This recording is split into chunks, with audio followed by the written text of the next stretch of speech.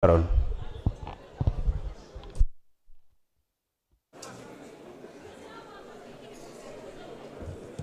Merci, Monsieur le Président. Je crois qu'il y a eu 50 000 questions en une, mais dinañ ci tontu yenn yi rek. Et je me réjouis de voir que une certaine opposition essaie de s'agripper à tous les branchages.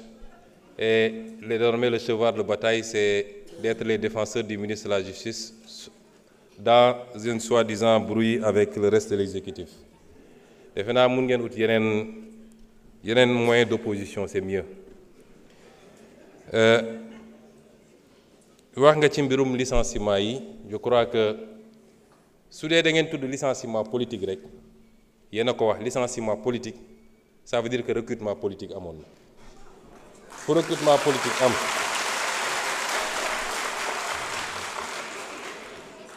ku ñëw ku politique recruté woon nag politique war na laa mën a fi dindi loolu amul demal ma ñëw. Mais il se trouve que ce n'est même pas ça. Le problème, ministre Birame Souleye Diop wax na ko léegi.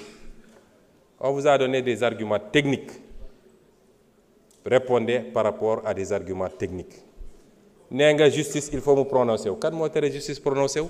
Les gens sont libres d'aller en justice pour dire que d'accord moi ci sama licenciement et la justice se prononcera. C'est pas un débat, jarul ñëw fi assemblée. Boobu vraiment c'est hors sujet. Ensuite, s'il vous plaît. Vous parlez de justice.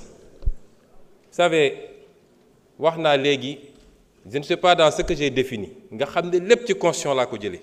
Lan mooy le changer régime bi? Est-ce que yow xam nga régime Sénégal kon? Est-ce que vous pouvez me dire, la constitution dit que c'est ça. Je rappelle que c'est ça, vous dites qu'on change le régime. Quand la constitution existante change de régime. C'est-à-dire, il faut arrêter d'être aérien. Dès leen wax loo xam ne dañ naan 1 + 1 = 2 constitution article wax na lii est-ce que mooy nañ ko dee leen dellu si noonu ci politique parce que sinon da ngay di nekk di lëndëmal askan wi ci wax yoo xam ne amul bopp amul genn. La justice, elle doit être rendue. La justice a été discréditée depuis plusieurs années.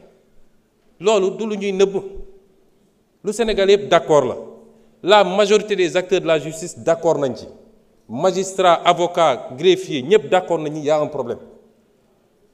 kon loolu lu ñuy waxati te ñi yàq justice nitu justice loxoom mi ngi ci lenn ci nitu justice yi du ñëpp parce que gis nañ li fi xew ak comment on a instrumentalisé des magistrats ba ñëpp ñaawlu ko loolu am na fi et cette justice là il faut l'aider à se redresser parce que erreur bi sénégalais yi warul def mooy jàpp ni dès lors qu'on a élu le président Bassirou Diomaye Faye le 24 mars mbir mi changé na déedéet y a la volonté de changer la conduite du changement et les résultats yi ñu war a am l'État c'est le même État qui est là les mêmes agents hauts fonctionnaires magistrats etc.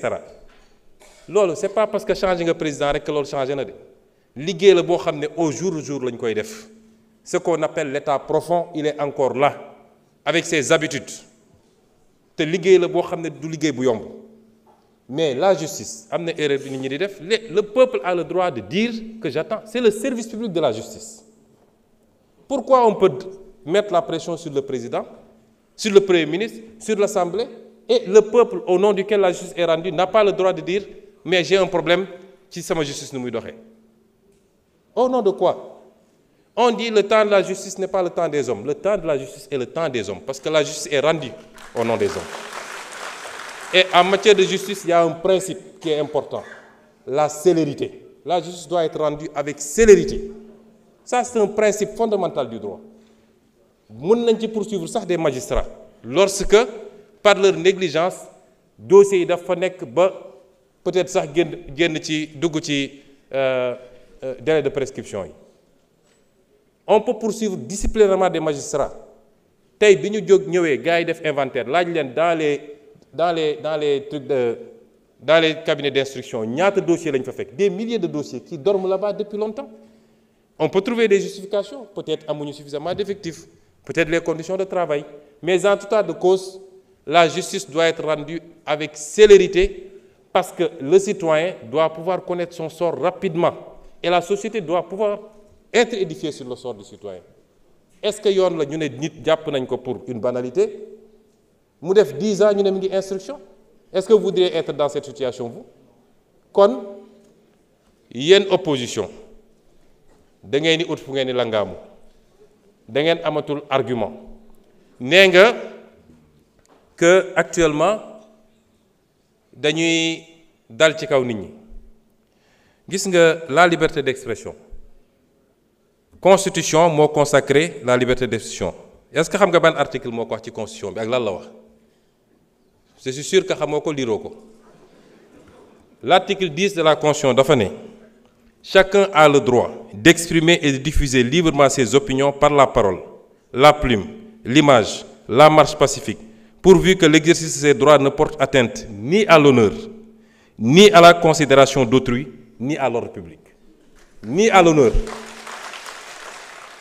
Parce que ce qui se passe actuellement, cette opposition-là, nga xam ne ñemewuñu parce que xamante nañu ñoom ñooy dem jël ay xale yoo xam ne koo ci laaj mu ne la aw ma certificat yónni leen ci télé ne leen dem leen saaga ji pour attenter à l'honneur des gens, pour attenter à la dignité des gens, à la considération d'autrui et à l'ordre public. Et vous croyez que ça dinañ ko bàyyi muy dox au nom de la liberté?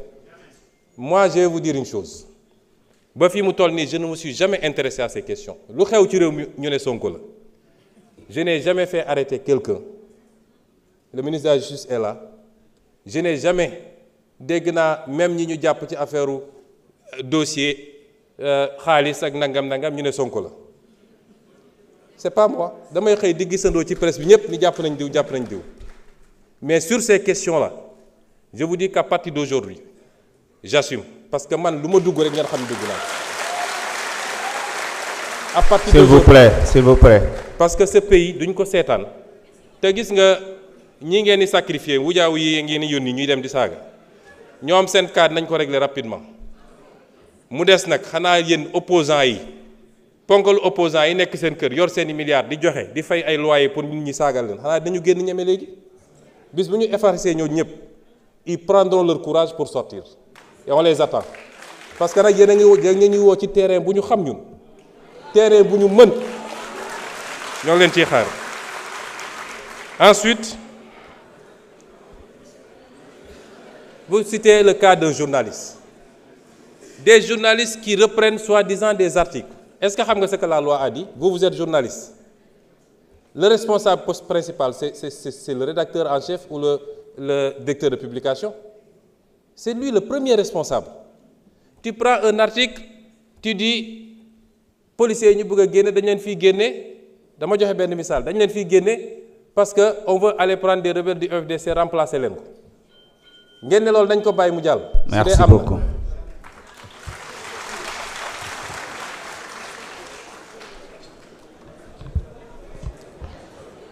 Honorable Ousmane Diop, vous avez la parole.